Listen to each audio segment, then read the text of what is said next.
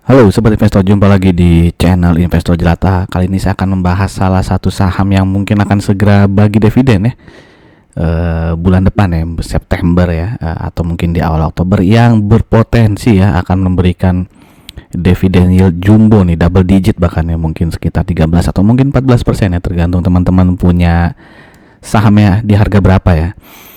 Oke, langsung saja kita bahas. Let's go.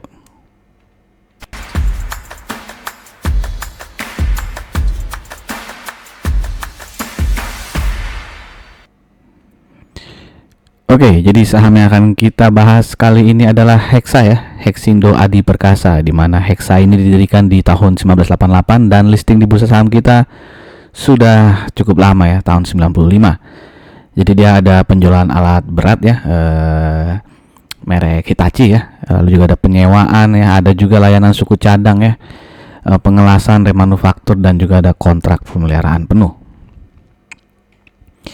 Dan komposisi kepemilikan sahamnya di sini mayoritas dipegang oleh Hitachi Construction ya, 48,59%. Lalu satu lagi ini perusahaan Jepang juga, Itochu Corporation 25%, lalu masyarakatnya 20,44%, dan Hitachi Construction sekitar 5,07%. Oke, jadi Hexindo ini memiliki 19 kantor cabang dan juga 16 kantor proyek ya, di mana itu tersebar ya di seluruh Indonesia ya, bukan saja di Jawa, Sumatera, tapi juga dari Kalimantan, Sulawesi ya, dan juga sampai di Indonesia Timur ya, di Papua. Oke, sebelum kita lanjut ya masuk ke laporan keuangannya dan juga melihat potensi dividennya, saya ingin mengajak teman-teman yang mungkin saja baru mampir di channel ini untuk subscribe channel ini ya, agar tidak ketinggalan informasi. Bisa diklik loncengnya ya. Jadi channel Investor Jata biasanya membahas emiten-emiten yang membagikan dividen rutin gitu ya. Jadi silakan teman-teman subscribe jika tertarik dengan channel ini, dan jika dirasakan video-video di channel ini bermanfaat, saya minta tolong untuk like, comment, and share-nya. Dan teman-teman juga sudah bisa mensupport channel ini dengan cara membeli ya, super thanks ya untuk channel Investor Jelata, atau bisa juga dengan cara tidak men-skip iklan ya kalau muncul di video-video yang ada di channel ini. Terima kasih.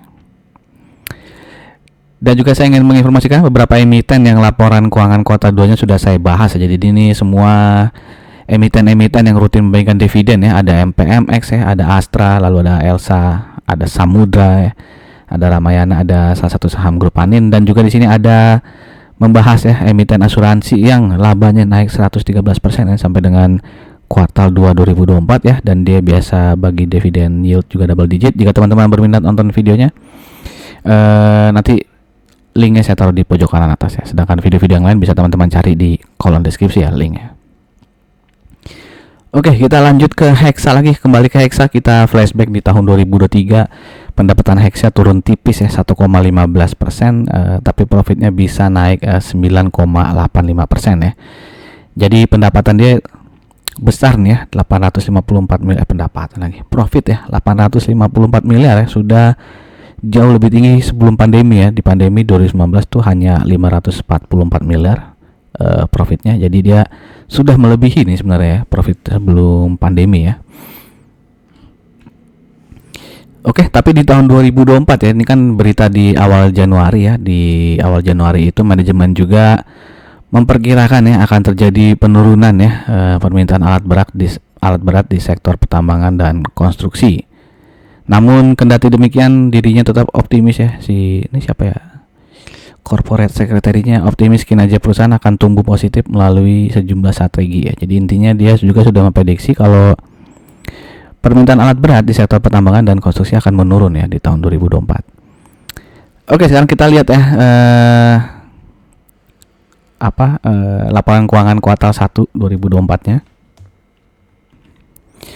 Jadi Hexa ini agak berbeda ya dengan emiten-emiten di bursa saham kita yang lainnya ya. Jadi dia karena dimiliki oleh perusahaan Jepang, jadi dia juga periode laporan keuangan itu mengikuti di Jepang ya. Jadi di Jepang itu kuartal 1 itu dimulai dari bulan April sampai dengan Juni ya. Kalau di Indonesia kan biasanya dari Januari ke Maret ya. Nah, jadi endingnya periode keuangan di Jepang itu di bulan Maret tuh. Jadi kuartal 4-nya itu adalah Januari sampai dengan Maret ya. Sedangkan kuartal 1-nya itu dimulai dari April sampai dengan Juni ya. Jadi kuartal 1 yang ada di sini itu adalah laporan keuangan dari bulan April sampai dengan Juni 2024 ya. Nah, bisa dilihat sini pendapatannya turun ya 30,9%, begitupun profitnya turun cukup tajam nih ya 56,37% ya. Oke, kalau dilihat segmennya ya, ini bahkan ada yang laba usahanya itu malah negatif ya, alias merugi ya, yaitu segmen dari penjualan alat beratnya ya. Sedangkan yang jasa penyewaan ya, penjualan suku cadang maupun jasa pemeliharaan tuh masih menghasilkan profit ya. Nah, kalau kita bandingkan ya di tahun lalu ya 2023 ya, itu masih profit nih ya yang dari penjualan alat berat ya. Ini dalam dolar ya, berarti ini 6,1 juta dolar. Nah, sekarang dia merugi 322.000 ya. Jadi dia merugi nih di segmen alat beratnya ya. Untungnya itu masih untung ya untuk yang penyewaan alat berat ya, penjualan suku cadang maupun jasa pemeliharaannya. Oke, sekarang kita lihat komparasi rasio-rasio ya dengan United Tractor ya, yang juga menjual alat berat yaitu Komatsu, dan juga di sini ada Kobex ya kok yang jual alat berat juga. Sedangkan SKRN, Arna dan KBLM ini saya ambil dari subsektor yang sama ya, industrial goods ya, walaupun mereka bertiga ini nggak jualan alat berat sih ya. Jadi buat pembanding aja dengan emiten di subsektor yang sama ya. Nah, kalau dilihat sini earning per share-nya United Tractor itu yang paling besar ya, 5.152, sedangkan Kobex ini lagi menurun ya. Minus, dia merugi bahkan ya, sampai dengan Juni 2024 ya. Sedangkan Hexa di 445,6. Sedangkan untuk PER juga Hexa terlihat jauh lebih tinggi ya dibandingkan UNTR ya. Ini UNTR 4,87 doang, sedangkan Hexa tuh udah 14,19% ya. Lalu untuk PBV 1,71 untuk Hexa ya, lagi-lagi Hexa ini jauh di atas UNTR yang hanya 0,97 ya. Walaupun sebenarnya kan UNTR nggak pure jualan alat berat juga ya, karena dia ada batu baranya juga gitu ya. Sedangkan di sini PBV paling rendah adalah si KBLM ya. Jadi walaupun KBLM bukan yang jualan alat berat ya. Untuk ROE di sini UNTR juga lebih besar dibandingkan Hexa ya, 19% versus 12%. Untuk DER juga nih Hexa udah lebih dari 1 ya, 1,17, sedangkan UNTR masih 0,8 gitu. Jadi secara rasio memang sepertinya lebih menarik UNTR ya, kalau dari segi rasio ini ya. Tapi kalau dari segi dividen yield, kalau di rata-rata kayaknya sih dividen yieldnya lebih besar Hexa ya dibandingkan UNTR ya. Oke, sekarang kita lihat history PER dari Hexa ya. 5 tahun terakhir dia PER-nya rata-rata di 6,28 dan saat ini diperdagangkan di sekitar 7,2 ya. Jadi kalau data yang di sini tuh berdasarkan 4 kuartal terakhir ya. Kalau yang tadi itu kan yang di tabel itu adalah berdasarkan kuartal 1 yang disetahunkan ya. Jadi agak berbeda sedikit angkanya. Tapi intinya saat ini adalah rata-rata posisi PER-nya si Hexa itu ya ada di atas rata-rata 5 tahun terakhirnya, sehingga bisa dibilang nih over value ya berdasarkan historis PER-nya. Bagaimana dengan historis PBV-nya? Ya sama ya, dia juga over value berdasarkan historis PBV-nya, di mana rata-rata PBV-nya 1,66, sedangkan saat ini dia di 1,81 ya, jadi sedikit over value. Dengan book value saat ini di 3.453,63, sehingga kalau kita asumsikan harga wajar Hexa ini adalah ketika PBV-nya di 1,66 ya, maka harga wajarnya ada di 5.799,43. Dimana di hari Jumat kemarin 16 Agustus dia closing harganya di 6.325 ya, sehingga harga saat ini kemahalan ya 8,3% ya. Tapi jika teman-teman berasumsi harga wajarnya itu adalah harusnya ketika PBV-nya di 2,5 gitu misalnya ya, atau bahkan di 2,6 ya, karena kan dia sempat juga PBV-nya di 2,6 nih, silakan teman-teman hitung lagi berarti ya harga wajar ya, tinggal dikalikan ya, PBV-nya dikalikan dengan book value-nya. Oke, ini adalah chart dari Hexa ya, dimana dia all time high-nya itu sempat sampai 11.700 mungkin ini ya di tahun 2012. Dan saat ini dia bergerak ya di antara 6.200 sampai dengan di sini ada gap 6.700 ya. Jadi supportnya di 6.200 nih, resisten selanjutnya ada di gap ini ya 6.700. Sedangkan kalau support 6.200 ini jebol, berarti support berikutnya ada di 5.900 dan support selanjutnya ada di 5.550 ya. Nah, kalau gap 6.700 ini tembus, berarti ya bisa mungkin naik lagi ya ke sekitar di sini ya, di 6.900 mungkin di sini ya, resisten selanjutnya ya. Nah, kalau kita lihat historisnya ya, setiap bagi dividen dia akan terjadi gap down yang cukup besar ya, karena kan emang dividen Hexa ini besar gitu ya.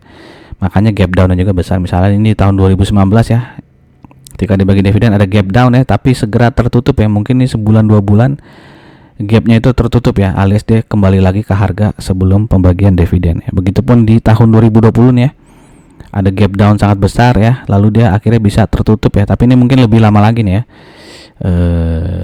di Desember mungkin ya, jadi mungkin ini 2-3 bulan ya, jadi lebih lama ya tertutup gapnya.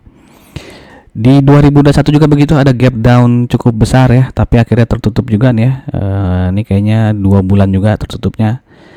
Tahun selanjutnya kita lihat lagi 2022 ya. Nah, ini juga ada gap down cukup besar, tapi kali ini tertutupnya cukup lama ya. Karena dia kan baginya di Oktober, terus gapnya ketutup di tahun depannya ya, sekitar bulan Agustus atau akhir Juli nih. Jadi cukup lama ini ya.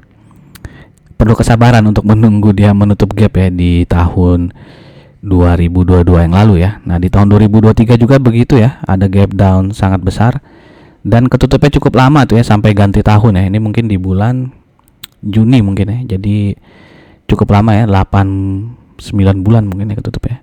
Jadi 2 tahun terakhir gap down ini tertutupnya cukup lama ya, karena sampai harus ganti tahun dulu ya, baru tertutup ya. Beda dengan tahun 2022, 2021 maupun 2020.